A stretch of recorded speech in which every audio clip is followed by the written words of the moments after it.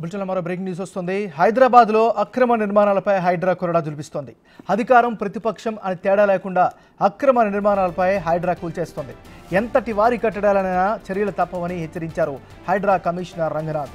దీంతో రంగనాథ్ ఇంటికి భద్రత పెంచింది ప్రభుత్వం. అక్రమ నిర్మాణాల వెనుక బడాబాబులు ఉండడంతో రంగనాథ్కు ముప్పు ఉన్నట్లు ప్రభుత్వం భావిస్తోంది. దీంతో ఆయన ఇంటి వద్ద భద్రత మరింత పటిష్టం చేసింది ప్రభుత్వం. కమిషనర్ రంగనాథ్ ఇంటి సమీపంలో చెక్ పోస్ట్ ఏర్పాటు చేసింది.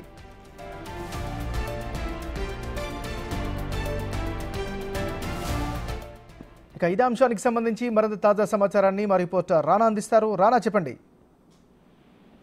ఇటీవలకు హైడ్రాకి ఆయన కమిషనర్ అయిన తర్వాత రంగనాథ్ అనేక రకాలైనటువంటి డేర్ డిసిషన్స్ తీసుకొని ఈ ఎన్కన్వెన్షన్ తో పాటు ఇతర రాజకీయ నాయకులకు సంబంధించినటువంటి ఈ చెరువులు ఆక్రమించినటువంటి ప్లేస్ లో ఏదైతే భవనాలు నిర్మించారో అవన్నీ కూడా ఆయన పూర్తి స్థాయిలో నేలమట్ట చేస్తున్నారు. దానితో పాటు కొంతమంది ఇల్లీగల్ గా కూడా చెరువుల్ని కనపడకుండా చేసినటువంటి ప్లేసుల్లో ప్లాట్లుగా ఏర్పాటు చేసుకొని పెద్ద పెద్ద అంతస్తులు కూడా కట్టారు. అవన్నీ కూడా ఆయన నేలమట్టం చేసినటువంటి పరిస్థితి. సో ఆ రోజు నుంచి ఈ రోజు వరకు కూడా ఆయనకి కాస్త భద్రత అనేది పెంచాలని కూడా భావిస్తుంది. కాకపోతే గత 4 రోజుల నుంచి జరుగుతున్నటువంటి ఈ పరిణామాల వల్ల ఆయనకి కొంచెం ప్రమాదం పొంచి ఉందనేది కూడా ఇంటెలిజెన్స్ ఆయనని హెచ్చరిస్తే, దీంతో ప్రభుత్వం కూడా పూర్తిగా ఆయన ఆఫీస్ దగ్గర అలాగే ఆయన నివాసం ఉంటున్నటువంటి మధురానగర్ లో ఉన్నటువంటి ఇంటి దగ్గర కూడా భారీ భద్రతను కూడా ఏర్పాటు చేశారు. అక్కడ ఒక అవుట్ పోస్ట్ కూడా వాళ్ళు ఏర్పాటు చేసుకుంటున్న నేపథ్యం కాబట్టి ఎవరు వస్తున్నారు ఎవరు పోతున్నారు అనేది కూడా వివరాలు సేకరించిన తర్వాత ఆయన ఉన్నటువంటి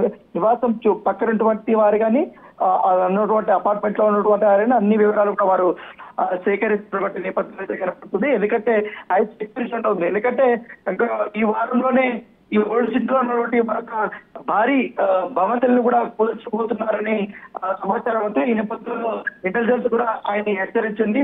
సో కూల్చివేతలు కొంతమంది పర్సనల్ గా తీసుకుంటున్నారు, కావాలని రంగనాథ్ ఇవన్నీ చేస్తున్నారనే ఉద్దేశంతో కూడా తిప్పుతున్నారనేది కూడా ఇంటెలిజెన్స్ కి సమాచారం వచ్చింది. సో ఈ నేపథ్యంలో పూర్తి స్థాయిలో ఆయనకి భద్రత కల్పించాలని కూడా ప్రభుత్వం భావించి ఈ రోజు నుండి చర్యలు చేపట్టడం. Thank you Rana.